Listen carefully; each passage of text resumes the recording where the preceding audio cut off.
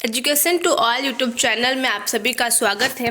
आज की वीडियो में हम भी उसके एग्जामिनेशन जो फॉर्म जो पेपर है उसके बारे में बात करेंगे। इसमें हम 3 पेपर लेंगे, जिसमें से पहला पेपर का नाम है टीचिंग, लर्निंग एंड असेसमेंट। इसके हिंदी में नाम है शिक्षण, अधिगम और आकलन। ये भी बीएड का पैटर्न तो आप सभी को पता है कैसा है। हम इसके सवालों को देखते हैं। पहले यूनिट है सूक्ष्म शिक्षण का अर्थ क्या है और इसकी विशेषताओं का सविस्तार वर्णन कीजिए। इसके अथवा में दिया है कि प्रस्तावना कौशल क्या होता है और सेमिनार एवं वर्कशॉप क्या होती है। इस पर आपको टिप्पणी लिखनी है। फिर दूसरी है हमारी शिक्षण शैली से आपका क्या अभिप्राय है। शिक्षण शैली को प्रभावित करने वाले तत्वों का वर्णन कीजिए। शिक्षण शैली यानी जो हम पढ़ाते हैं बच्चों को, वो पढ़ाने की शैली क्या होती है, हम किस तरीके से पढ़ाते हैं। फिर इसको प्रभावित करने वाले कौन कौन से तत्व होते हैं, ऐसे कौन से कारक होते हैं जो हमें इस शिक्षण शैली को प्रभावित करते हैं। इसका अथवा में है कि प्रभावित शिक्षण के सिद्धांत बताइए। प्रभावित शिक्षण यानी अच्छा पढ़ाने के लिए जो अच्छा पढ़ाता हो या अच्छा पढ़ाने के लिए कौन कौन से सिद्धांत होने चाहिए।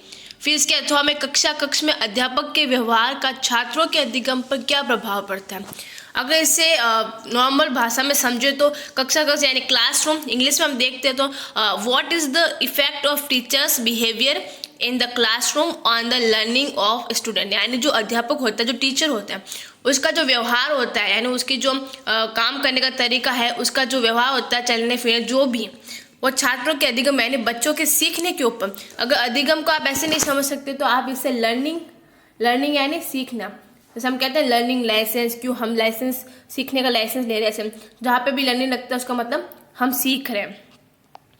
फिर है यूनिट तीसरी, इसमें है अधिगम के सिद्धांत एवं उसके गुण बताइए। अधिगम वही लर्निंग के सिद्धांत क्या होते हैं, यानी सीखने के क्या पैरामीटर्स होते हैं, क्या सिद्धांत होते हैं, प्रिंसिपल्स क्या होते हैं, और उसके गुण बताइए। यानी अधिगम यानी सीखने के क्या गुण होते हैं। फिर है बहुभाषिता का कक्षा में क्या शैक्षणिक निहितार्थ है।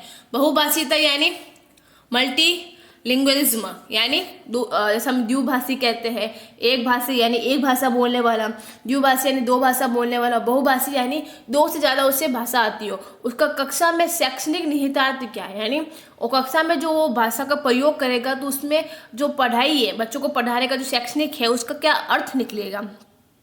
एजुकेशनल इम्प्लीकेशंस, यानी अगर उसे 2 से अधिक भाषाएं आती है तो उसका एजुकेशनल जो इम्प्लीकेशन है वो क्या होगा, इसका क्या प्रभाव पड़ेगा कि वो द्विभाषी है। अगर मान लो कि किसी कक्षा में बहुत सारे बच्चे हैं तो उन बच्चों का हर अलग अलग किसी स्कूल में हर अलग अलग भाषा के बच्चे होते हैं, ठीक है, तो वहाँ पर ऐसे टीचर की नियुक्ति करना जो बहुभाषी हो तो उसकी क्या प्रभाव पड़ते हैं। फिर अगला है विशिष्ट शैक्षिक आवश्यकता वाले अधिगमकर्ता की विविध आवश्यकताओं का वर्णन कीजिए। इस पेपर की खास बात ये है कि मेरे भी क्लास के जो टीचर हैं उन्होंने बताया कि ये जो पेपर है इसकी जो भाषा है ना बहुत कठिन होती है, तो आपको उत्तर भी उसी तरीके से लिखना है जैसे आपको अधिगम है तो आपको अधिगम ही लिखना पड़ेगा। आप ये नहीं लिख सकते सीखने वाला, या बहुभाषी है तो बहुभाषिकता लिखना है। आपको ये नहीं लिखना है 2 भाषा जानने वाला या 2 से अधिक भाषा जानने वाला, यानी जो लैंग्वेज होती है इस पेपर में आपको वही यूज़ करनी है। अगर वो आप लैंग्वेज यूज़ करते हैं तो ही आपको अच्छे नंबर मिल सकते हैं। अगर आप अपने मन से कुछ बना के नहीं लिख सकते, जैसे हिंदी साहित्य में व्याख्या करते हैं, अंग्रेजी में जैसे हम करते हैं, तो वैसा आप नहीं कर सकते। तो इस पेपर को देते वक्त, इस पेपर के आंसर लिखते वक्त आपको ये ध्यान रखना है कि आपको जो ये शब्द है जैसे शैक्षिक है, ठीक है, विशिष्ट हो गया, विशिष्ट शैक्षिक आवश्यकता, हम कभी कभी आवश्यकता की जगह जरूरत की जो शब्द होता है जरूरत वो लेते हैं। अधिगम करता मतलब क्या होगा, जो सीखने वाला होता है, ठीक है। और विविध आवश्यकता, यहाँ पे विविध हम कभी विभिन्न लिख देते हैं, कभी भिन्न लिख देते हैं, वो नहीं लिखना। जैसे आपको यहाँ पे लिखा हुआ ना, तो ऐसे ही लैंग्वेज को आपको क्या है उत्तर में यूज करनी है, तभी आपको क्या अच्छे नंबर मिलेंगे। अगर आपको हिंदी नहीं समझ में आती तो आप अंग्रेजी भी देख सकते हैं, जैसे अधिगम करता, यहाँ पे लिखा हुआ लर्नर, आप आसानी से समझ जाएंगे। एजुकेशनल नीड्स क्या क्या होती है, एजुकेशनल जो ज़्यादा जो सीखने वाला होता है उसे किस तरीके से सिखाया जाना चाहिए। फिर है यूनिट 4, जिसमें है कि आकलन के उद्देश्य पर के आधार पर कितने प्रकार में बांटा गया है, उसका सविस्तार वर्णन कीजिए। आकलन मतलब किसी भी बच्चे का जो मानसिक स्वास्थ्य होता है, मानसिक हो गया, शारीरिक हो गया, तो उसका आकलन करना, उसका मापन करना कि वो बच्चा कैसा है, अगर वो कमजोर स्थिति में है तो भी क्या क्या उद्देश्य के आधार पर होते हैं। तो अगर आपके पास इसके नोट्स होंगे तो आपको इसमें बहुत आसानी से समझ में आ जाएगा। फिर है दूसरा है अगला, अथवा में इसके पोर्टफोलियो द्वारा व्यक्ति का आकलन पर टिप्पणी कीजिए। पोर्टफोलियो क्या आता है अभी तो मैंने भी नहीं पढ़ा, तो इसका अभी देखेंगे बाद में। समस्या समाधान विधि, ये चाइल्डहुड का जो फर्स्ट ईयर में पेपर था उसमें भी ये टॉपिक था कि समस्या अगर कोई हमारे सामने आती है तो उसका समाधान करने की कौन कौन सी विधि होगी। तो आप अगर आपने फर्स्ट ईयर में अच्छे से पढ़ा होगा ना तो ये आपको आ जाएगा, ये थोड़ा उससे मिलता जुलता है, ठीक है। फिर आगे है यूनिट 5वीं, वर्कशीट से आप क्या तात्पर्य है, आकलन युक्ति के रूप में इसका किस प्रकार प्रयोग किया जाता है। अथवा में शिक्षक आकलन, ये वापस वही हो गया कि अगर आपको टीचर का आकलन करना हो तो आप कैसे करेंगे, वो भी हो गया। फिर स्व आकलन, अगर आपको खुद का आकलन करना हो, यानी होते हैं ना कुछ पैरामीटर्स कि आप किन किन पैरामीटर पर उतरते हो, खड़े उतरते हो, जैसे ईमानदारी हो गया, ठीक है, या फिर किसी का सहयोग करना हो गया, किसी की मदद करना हो गया। तो ये जो चीज़ें होती है ये खुद के स्व आकलन के लिए होती है। तो इसमें भी कुछ ऐसे पैरामीटर्स होते हैं जो आपको इसमें यूज़ करने होते हैं। तो ये था वो टीचिंग, लर्निंग एंड असेसमेंट।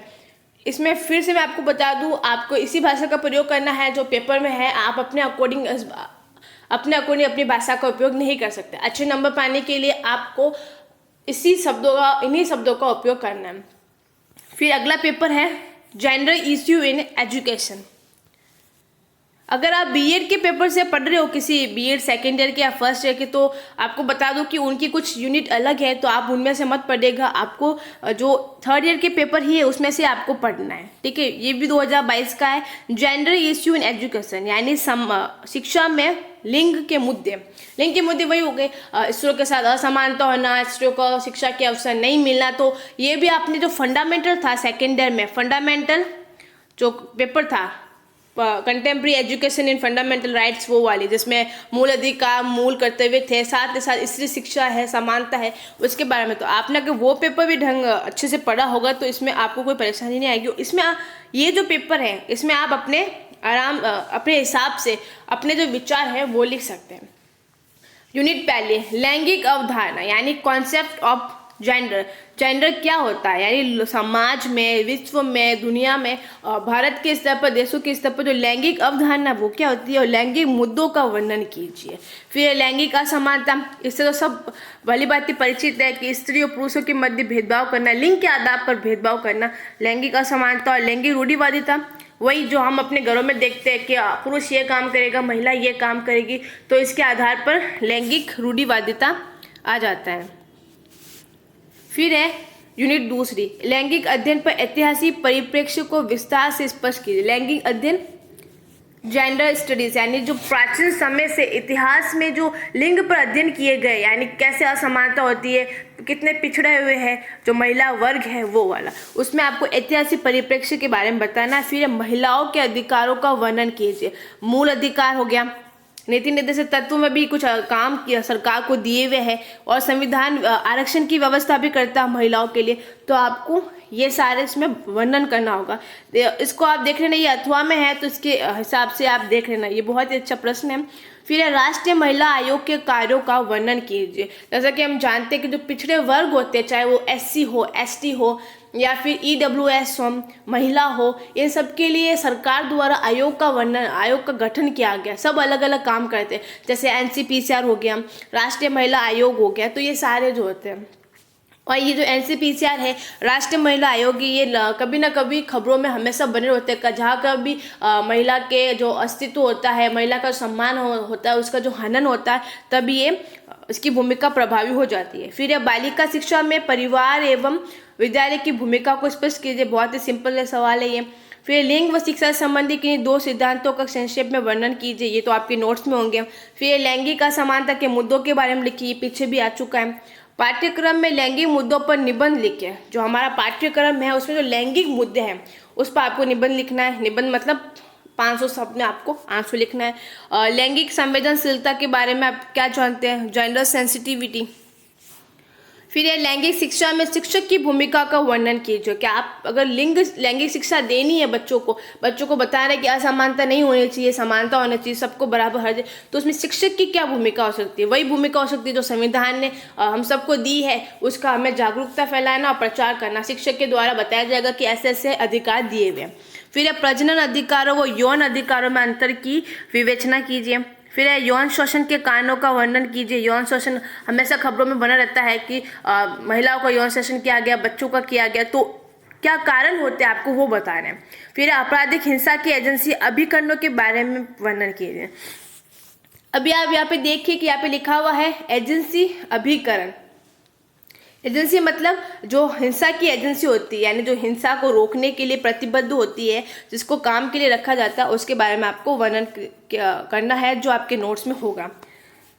फिर इसमें है ये बीएड का पेपर है। बीएड जो सेकेंड ईयर होती है, जिसमें इसमें भी वो पेपर है, हम जिसे जानते हैं कि दोनों का कोर्स एक जैसा ही है, तो ये वाला पेपर सेम है। तो इसमें भी देख लीजिए एक बार आप, इसमें लिखा हो रहा है लैंगिक रूढ़िबद्धता, जो हमने बीएड के पेपर में देखा था। स्त्रीवाद को परिभाषित कीजिए। स्त्रीवाद का मतलब जो आजकल एक नया विचारधारा चलती है, जो महिलाओं के अधिकारों को लेकर बहुत सेंसिटिव है कि नहीं भाई, महिलाओं को भी अधिकार मिलना चाहिए। पिछले बार मतलब पिछले इतिहास में भले कुछ भी हुआ, लेकिन प्रेजेंट टाइम में आप महिलाओं को अधिकार दीजिए, क्योंकि जितना अधिकार पुरुषों के पास है उतना महिला के पास। यानी कुल मिला के आप कह सकते हो कि स्त्रीवाद वो अवधारणा या विचारधारा है जो महिलाओं को केंद्र में रखकर महिलाओं के अधिकारों, उनके अधिकारों के साथ साथ उनके कर्तव्यों के बारे में, उनकी भूमिका के बारे में बताती है। फिर पितृसत्तात्मकता, सब जानते हैं इसके बारे में। भारत में महिला शिक्षा लैंगिक शिक्षा में प्रतिमान पीछे आ चुका है। राजस्थान राज्य में बालिका शिक्षा के विकास, यानी यहाँ पे पर्टिकुलर आपके राज्य जो जहाँ हम रहते हैं उसके बारे में वापस वही आ गया। राज्य महिला आयोग, और सेम क्वेश्चन में आया, ये भी दूसरा, वो भी दूसरा था। फिर अगला सवाल है हमारा कि लिंग से संबंधित जेंडर अंतर सिद्धांत व सामाजिकरण सिद्धांत की विवेचना कीजिए। ये पीछे आ चुका है। फिर लैंगिक समानता स्कूल में जेंडर पहचान अभ्यास को लिखिए। भारत में लिंग व धर्म के आधार पर लैंगिक असमानता को समझाइए। लिंग व धर्म के आधार पर आपको 2 पॉइंट दिए हुए, लिंग पुरुष और स्त्री, ठीक है। धर्म, बहुत सारे धर्म है भारत में, तो उसके आधार पर लैंगिक असमानता कैसे होती है। अब धर्म के आधार पर समझिए। लिंग के आधार पर तो आप जानते हैं, धर्म में जैसे मुसलमानों में देखें तो मुसलमानों में जो महिलाएं उनके अधिकार बहुत कम होते हैं। जैसे उनसे विवाह से पहले सम्मति कम ली जाती है, तलाक भी उन्हें अचानक दे दिया जाता है, जैसे अपन 3 तलाक कहते हैं, हम सब 3 तलाक कहते हैं। अगर हिंदू में देखो तो हिंदू में भी कुछ ऐसा ही है, घर में 4 दीवारी में उनको रहना पड़ता है। ऐसी लैंगिक असमानता। फिर है पाठ्यक्रम द्वारा लिंगीय असमानता को दूर करने के उपायों पर टिप्पणी लिखिए। फिर संवेदनशीलता में शिक्षण प्रशिक्षण संस्थानों की भूमिका बताइए।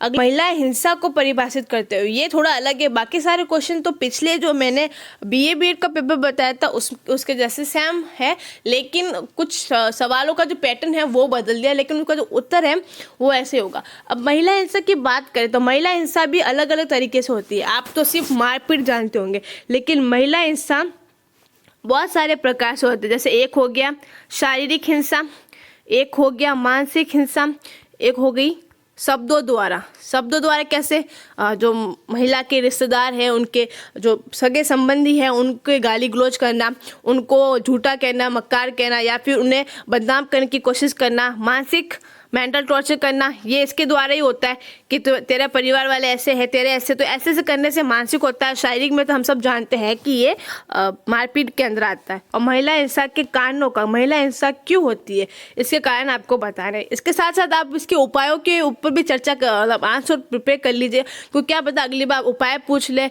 और ये जो 2 पेपर है, इसके चांसेस है कि आने वाले जो पेपर होगा जिसमें अगर आप 3rd ईयर में हैं तो इसमें से 1-2 क्वेश्चन तो है रिपीट होने के बहुत चांसेस बन जाते हैं, क्योंकि कुल मिला के जो पेपर है इसमें यही है, घूम फिरा के यही सामने आ जाता है।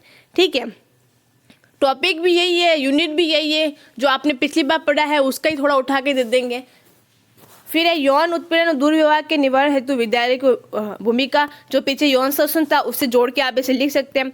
फिर है शिक्षा महिलाओं के प्रति होने वाले अपराधों को किस प्रकार रोक सकती है। महिलाओं के प्रति अपराध में महिला हिंसा भी आ जाती है, ठीक है। तो आप इस स्क्रीन को रोक के अगर सवालों को लिखना चाहे तो लिख सकते हैं।